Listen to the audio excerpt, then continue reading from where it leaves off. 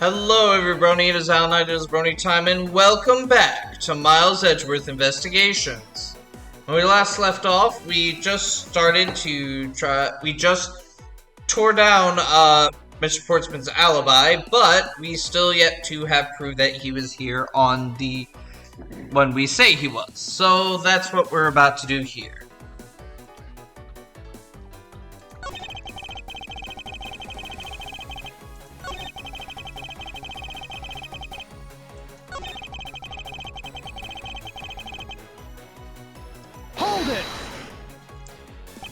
Why didn't you go there with Mr. Faith? Oh, that's because he said he was tired and was going to take a quick nap. You know those sofas in the hallway? He likes to sleep on those. It's one of his habits. What of the evidence he brought? There were things related to yesterday's case. Just 2 items, a gun and a pendant. Interesting. This piece of testimony seems too crucial to let slip through the cracks.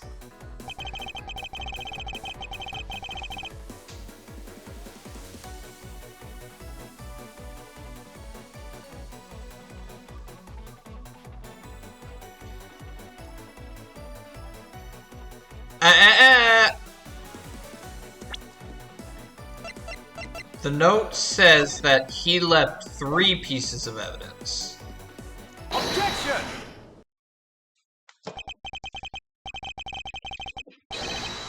Only 2 pieces? I believe the proper phrase here is "you fail."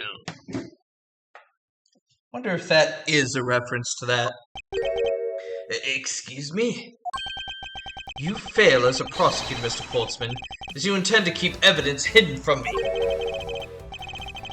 What are you talking about? I haven't hidden anything from you. Well, here's a piece I think you should read carefully. It says that Mr. Faith was bringing 3 pieces. Yes, and this is the victim's real dying message to you, Mr. Portsman. I can't believe... to get tripped up by simple arithmetic. Where is the missing piece of evidence? You have it, don't you? Only the guilty would make such a face. Detective Gumshoe. You don't have to say it, sir. I'll pat that guy down from head to toe. What? Don't come any closer. I'm warning you. This is all part of the investigation, pal. So don't even think about stopping me. No! Hey, what's this? He had this on him, sir. Despite what you said, it would appear that you do have something to hide. But why would he hide something like that? There's only one reason why anyone would hide evidence of this caliber. Because it would unequivocally point to that person himself as the real killer.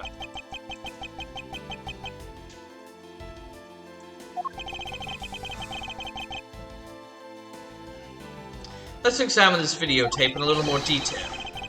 For the section of the tape that will drive the last nail into his coffin.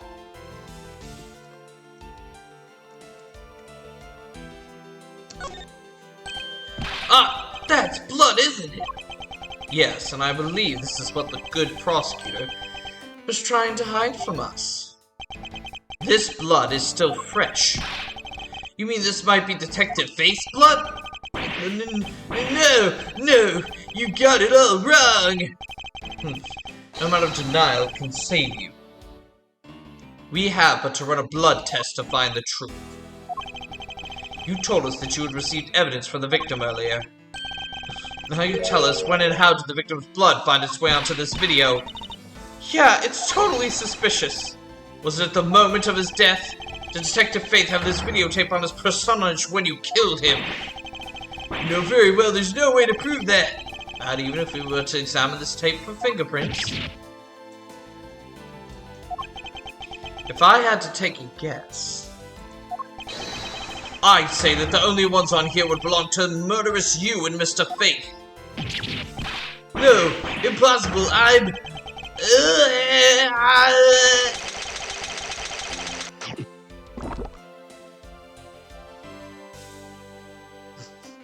What the hell?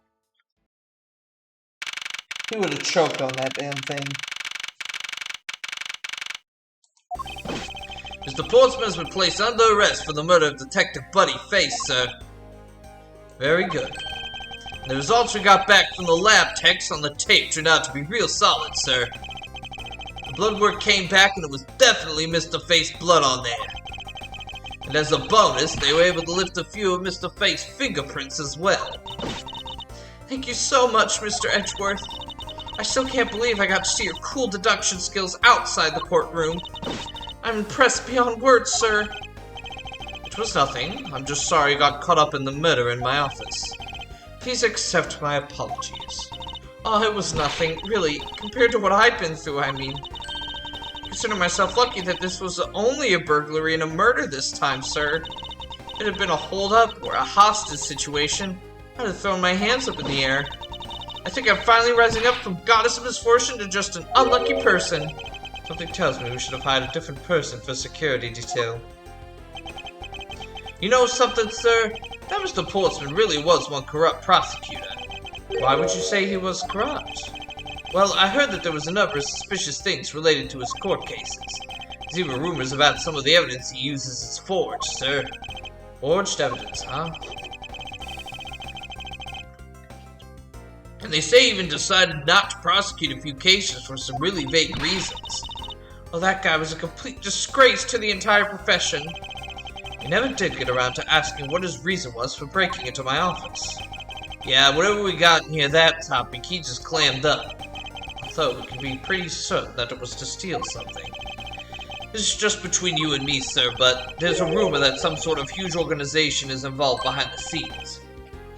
Oh, well.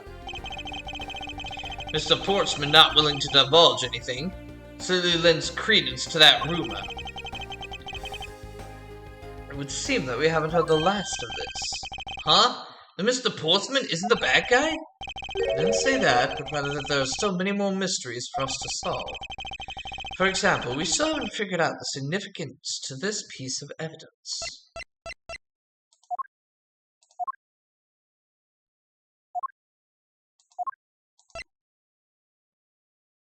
Take that! The person who stole this file, the other villain of the night. Yeah, I wonder who it was, and what happened to the stolen pages. I wonder, who in the world was it that held me up at gunpoint? Mr. Edgeworth, sir. Yes? I came across this while I was processing your office earlier, sir. This card. What is it, sir? Is that a bird or something on there? It's not just any bird. It's the mark of the raven, a three-legged raven. Even you should know what this is, detective. Oh, it's about that thing, isn't it? The great thief everyone's talking about? Yes. This is the mark of the great thief Yatagarasu. Under the mark of a legendary bird, the Yatagarasu is noble to the end. A modern Robin Hood. Labeled mysterious and phantom-like, the Yatagarasu appears and vanishes at will. Though we don't know much about the thief's ultimate goal, we do know the targets. Yatagarasu likes to find and make public evidence of corrupt dealings of all sorts. The theft is always performed in silence and always with perfection. Once a target is chosen, no dramatic calling card or announcement is sent forth. Instead, the chosen corporation is infiltrated without even the target noticing. Some days later, the evidence that was found is sent out to the mass media. Along with this single card, although it has been a while since the Yatagarasu's last appearance. Mr. Edgeworth, look, something's written on the back. What? Let me see. This location of where the thief put the stolen files. The person who stole the contents of the file was the Yatagarasu. Yatagarasu. Organization. Quite a few key words are popping up in this mystery. The murder in my office. The return of the great thief Yatagarasu. Looking back, I can't say I didn't see these events coming. For they were heralded by the incidents that began to occur 2 days ago.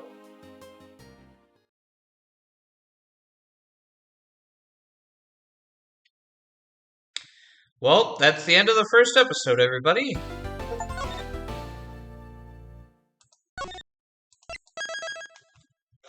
What a time that was. I think this was one of the more stronger tutorial cases. Pretty much of anything.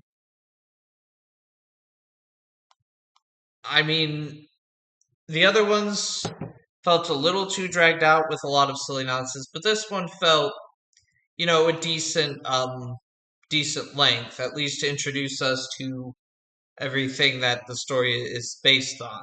So, in the end, I give this episode a solid 7 out of 10. Good introduction. It didn't drag on too long. So, yeah, without further ado, let's get into Turnabout Airlines. This is the second case I have seen through.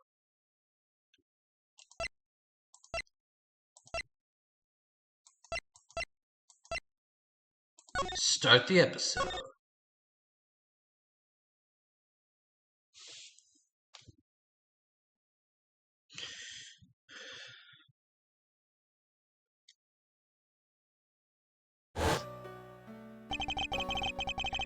The murder that occurred in my office.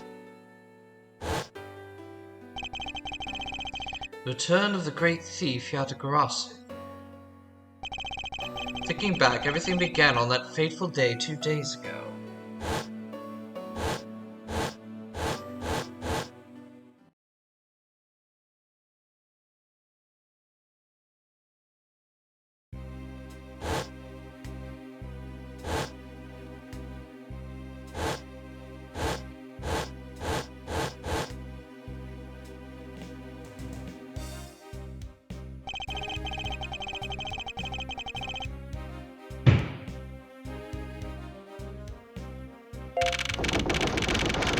Thank you for flying Go You Airlines. I'm sorry I missed that. We are currently experiencing some slight turbulence. We are asking all passengers to please return to their seats and fasten their seatbelts.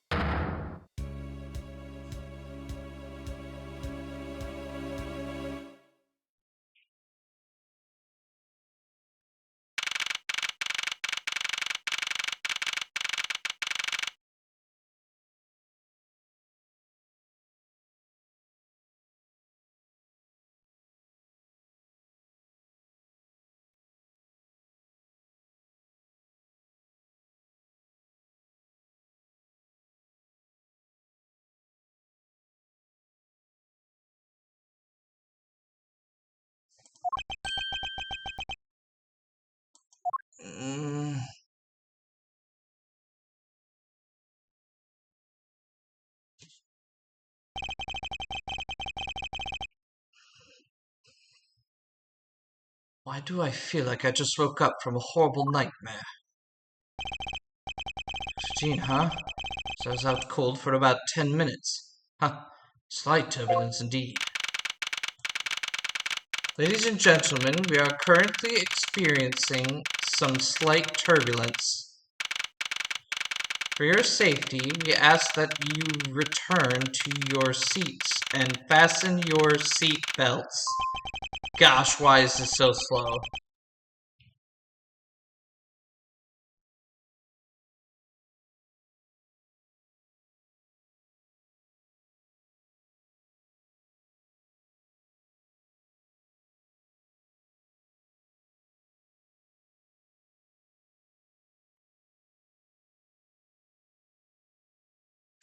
Suppose turbulence is to be expected on a flight.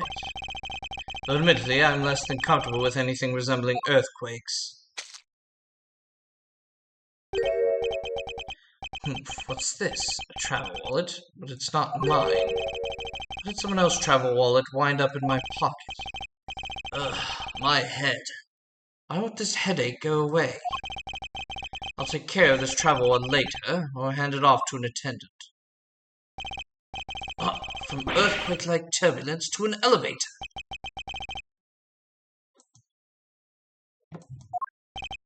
What am I doing hesitating like this? Actually, I know full well why I hesitate. It was when I was still but a young child. I was caught up in a murder that happened in an elevator. How long am I going to let my past haunt me? It's just an elevator. I'm a grown man now. I need to behave like one.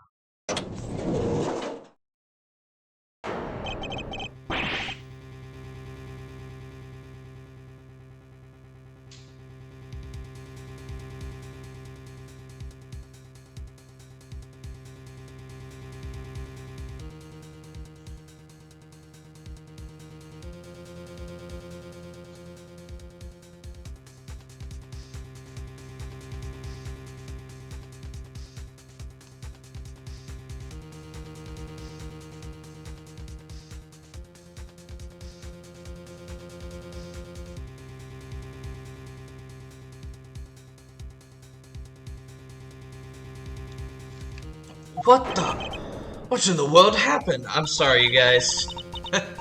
Is there something wrong, sir? I must ask that you please return to your seat. Aha!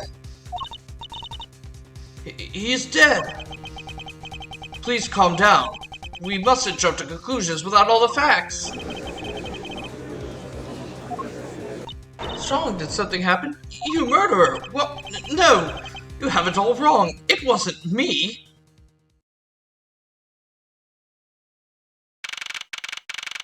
And once again, Mr. Edgeworth is stuck in yet another murder case. Everyone, I am sorry to interrupt, but I have an important announcement. I am one of your flight attendants today, Rhoda Tenerio. Tenerio? Tenero? I have no idea how to pronounce that last name, actually. Unfortunately, we have just had a minor accident on this flight. An accident? Don't treat us like we're stupid. I caught a glimpse and it was murder. What? Murder? What's going on with this flight? Everyone, please calm down. There's no reason to panic. This flight will stay on course and make its scheduled landing. We're still currently in the middle of a rough patch of turbulence. So until we are out of this area of turbulence, I ask that you please remain seated. But someone was killed, right? I mean, what about the killer? Let me off! Please, there is no need to feel threatened. We have already apprehended the culprit.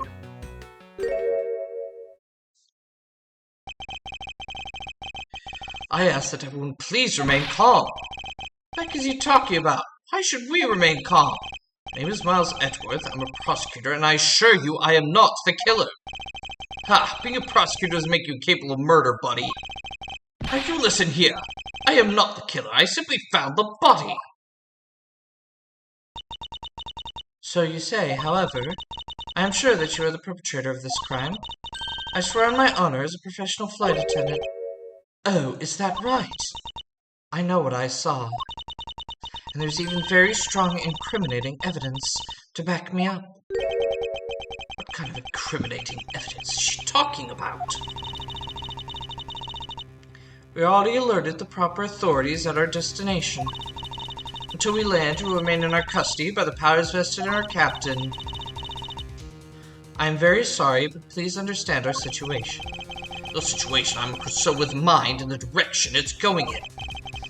I'm not about to just sit idly by while I get accused of murder. Miss Tenerio, is it? I really don't know how to say this name. Yes? I was wondering if you might give me a chance. A chance to do what? A chance to plead my case. And a chance to ask what you meant by incriminating evidence just now. To accuse a passenger of such a grave crime without allowing to give a proper defense. The professional flight attendant inside of you really call this action righteous. You have a point. Very well, I will listen to what you have to say. But be wary of what you reveal. I'm afraid you'll only look even more suspicious if your explanation fails to satisfy. I also do not have the time to deal with you all day, so please make it quick. Of course, as you wish. Good. Very well then, let's get started. I know for a fact that I didn't kill the man in that elevator. What I don't know is what sort of evidence she has up her sleeve. I'm certain it doesn't fit with how the crime really occurred.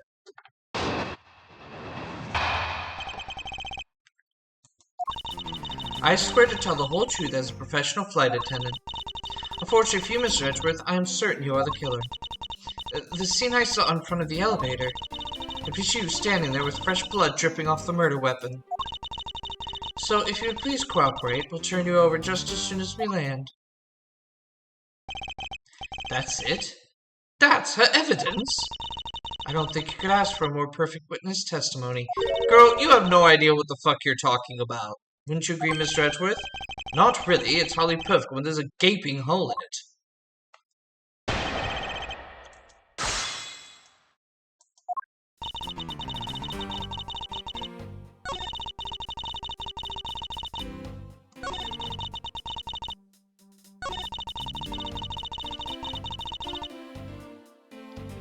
Okay, girl. Objection! That's not my wallet. Miss Teniro. What's with all the yelling all of a sudden? Ah, force of habit. Well, it doesn't matter. Miss Tenerio. How the fuck do I say that name? You say you saw the murder weapon dripping with blood, is that correct? Yes, all that blood. Drip. Just recalling that scene sends a chill down my spine. Sorry, but so-called professional flight attendant training has failed you. What? I'd like to direct your attention to this. Do you know what this is? It's a travel wallet, right? But it looks a little big and bulky. The thing you saw me holding when I discovered the dead body in the elevator was this very travel wallet, Miss Tenerio. What? Impossible! Now then, do you still think I am the killer? That I killed him with a travel wallet? But I saw blood dripping from the wallet. I know I did. As you can see, this wallet is clearly stained. But if you would be so kind as to take a whiff, I think you'd agree it's only grape juice. Then, that's right, you mistook grape juice for blood. The murder weapon dripping with blood does not, in fact, exist. There. That should clear up that pesky accusation. Wait just a sec. That is... I mean, even a wallet could be deadly if it was wrapped around something heavy. I demand to you that you show me what's inside, please. He's trembling, and the tacked on please at the end. Sounds like I've got her. There's no need to look inside. Even you can tell from its appearance that it's light. No, I can't be sure of anything until I see the contents of the wallet for myself. She's a persistent one. I suppose we have no choice but to see what's inside. Miss Teniro, if you would be so kind as to open the wallet and check its contents for me. Alright, I usually don't pry into passengers' belongings, but we have no choice here.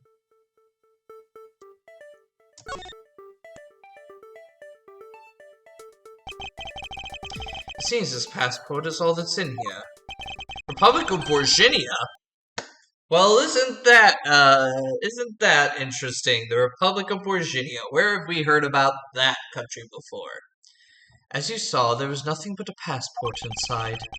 Spenders, your wallet was the murder weapon argument moot. Wouldn't you agree? Please hear me out, Mr. Edgeworth. What is it now? Well, I was wondering, whose passport is it exactly? Can I take a look? Why not? I'm rather curious myself. This is just as I thought. This travel wallet belonged to Mr. Ackby Hicks, which makes it the victim's property. You stole the victim's wallet? Didn't you? How dare you! You said it yourself. You claimed to be holding this wallet in your hands when I found you. Perhaps I did misconstrue the wallet for the murder weapon, but it seems that I wasn't wrong about who the culprit is.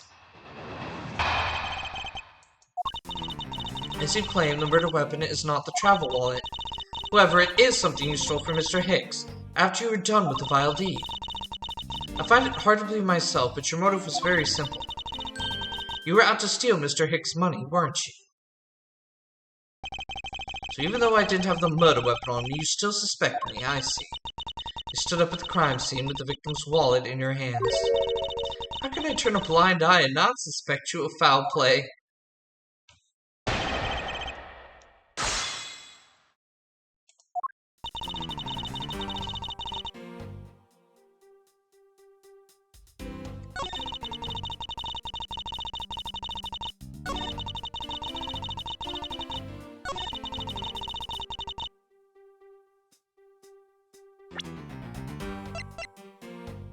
Objection! I wonder if I might get a word in, Miss Tenero. What is it now? Miss Tenero, I wonder if you noticed the contradiction within your own testimony. What are you talking about? It's simply impossible that the motive for this murder was monetary theft. One glance at the crime scene should have told you that. What about this crime scene would prove that the motive for murder was not the money? Well, it would be the money lying all around the floor. Take that! If I may direct your attention to the things strewn all over the floor. Aha! That's right. The floor is covered in bills and coinage. By your rationale, they were the very things the killer was after. Aha! I think we can assume that the wallet fell.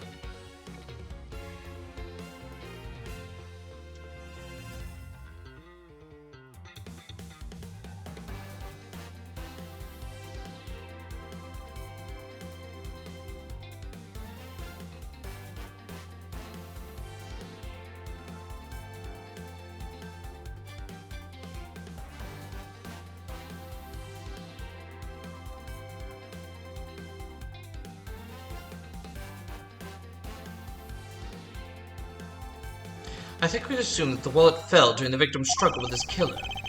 And I would think the killer would have noticed something like money scattering everywhere.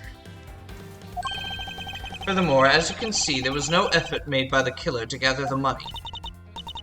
But the wallet... Ah yes, the wallet. You will also recall that the only thing in it was Mr. Hicks' passport. Ah, if you are really insisting that it was a crime based on greed, there's no claiming that it was all for an empty travel wallet. Forgive me! Please! Hey, what the heck? Are you saying the attendant's wrong? So that guy isn't the killer? Ha! Don't believe it, everyone. It's a trick. Will you all please be quiet? Miss Tenero. Yes? You lost your cool when you saw the dead body. Plus, the lounge was dark and looking into the light from the elevator. It's easy to see how I mistook the wallet in my hand for the murder weapon. Take no offense that you thought I was the killer. Mr. Edgeworth. Thank you for releasing me.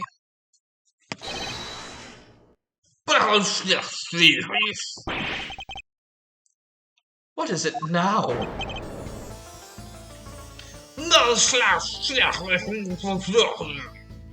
Sorry, I don't know what the fucking language is. Miss Tenero, if you could please translate, I'd be much obliged. It sounds like Virginian, but I don't understand any of it. There's another tenant on this flight who... I said that he is giving the runabout!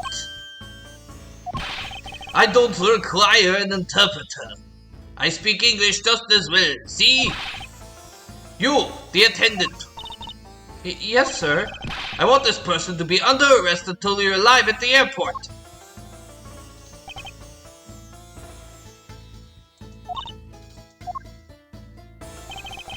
I'm sorry, sir, but what exactly are you hoping for? What is you want? I am finished talking to the likes of you. Please, I would like to hear why you would like me to be held under arrest until we land. You? How dare you try to waste my time? You're the one who stuck your nose into my affairs. I want to spend even at least one more second with my precious art. I have no time for other things. I know what you are. I see through you. Insolvent. Yes, I'm pretty sure that's how you say it in English. Well, I should hope I'm not monetarily bankrupt, but I don't think that's what you meant. I'm sorry, but I don't think I caught your name. I'm Zinc LeBlanc II. I am a very wealthy man in the Virginia. But I am not an ordinary rich man. I am an art dealer, a rich seller of beauty. Mr. LeBlanc, what did you mean just now? Pardon? On what you said about Mr. Edgeworth was giving me the runabout? I have to explain? Unbelievable. I will say it once and only once. Not even a second to waste. Time is money, as they say. Yes, and it should continue to blather on. I saw it. Yes, I did. I saw the victim go onto the elevator, going down to the lounge. It was exactly at 6 o'clock. And what's the significance of that time? At 6, he says. Wait, you saw him at 6? What's the matter, Mr. Edgeworth? He understands, I see. Miss Attendant, what time did you discover the body? Well, it was a little after the patch of turbulence, so I'd say around 6:15. Hicks was his name, was it? And I say that man Hicks was killed in the 15-minute time span. And the only person in the lounge at the time was this prosecutor, yes? Yeah, I was in my seat the whole time. Me too. I was watching the movie and enjoying a fine glass of grape juice. I was still eating. Still haven't finished, see? The other passengers have an alibi, so you have no problem with them, I suppose? No complaint, I see. Not a single word against this, right? I have no way of discounting what you have put forth at this point, but it wasn't me. Oh, so you say. But do you have what you say, the evidence? Mr. Edgeworth, are you really the culprit after all? Mr. LeBlanc, I suppose you are quite certain of what you saw, enough to give testimony? Of course, I was looking at the man the whole time. He was playing with that annoying little, small machine the whole time. Machine? Yes, that's what you people call it in English, yes? It was making me crazy with the click, click, click. From that description, it sounds like some sort of small computer. I believe what Mr. LeBlanc is talking about is a cell phone. I have to say that I did see him playing with it quite a bit myself. Simple cell phone, a laptop or organizer I can see, but it's kind of low budget. I hate that noisy little machine in his hand. Not a fragment of beauty. All it produces is ugly sounds. Anyway, I know what I saw. Miss Tenero, yes? I was wondering if I might be granted permission to examine the crime scene. What? You want to examine the crime scene? If you would grant me a little measure of time, I'm sure I can produce the real culprit. I don't like the sound of that. Fox and duck something. What was it? The fox and duck in the duck pen. Yes, I think that is how you say it in English. It's fox guarding the hen house, and I believe my innocence was proven earlier. And if I'm given the chance, I can clear up all the remaining doubts. Miss Tenero, if you wait until we arrive, there's a good chance that some evidence will have been destroyed by then. I understand. Let me see what the captain has to say. Ha! This shall not be approved! Please, Mr. LeBlanc. In an emergency, all decisions are to be made by the captain alone. Now please wait here while I go ask the captain what to do. I'll be right back. You are not planning to erase evidence when you're doing your investigation, yes? Of course not. Ha! We will see. Mr. Edgeworth, you have the captain's permission to investigate the crime scene. What? Unbelievable! I am in your debt, Miss Tenero. However, there is one condition. I am to supervise you. Can you agree to that? Of course. I see no problem with that stipulation. It's only natural, as I'm still a suspect in this case. I take full responsibility and will watch Mr. Edgeworth's every move. I hope this is reassurance enough that there will be no foul play. Now then, Mr. Edgeworth, shall we proceed? If you need help with anything, please feel free to use T to talk. It's time to head to the scene of the crime, the first floor lounge.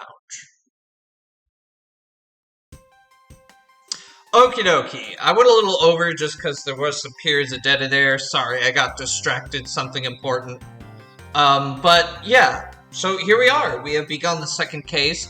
Of course, I have a little business to do. So that'll be all for this episode.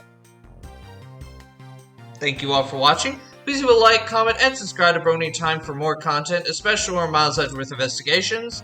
And I will see you guys, maybe in a few weeks, I guess. We'll just have to see how movie goes and how long everything takes. But until then, see you next time. Also, make sure to share this video far and wide as usual. Have a great time.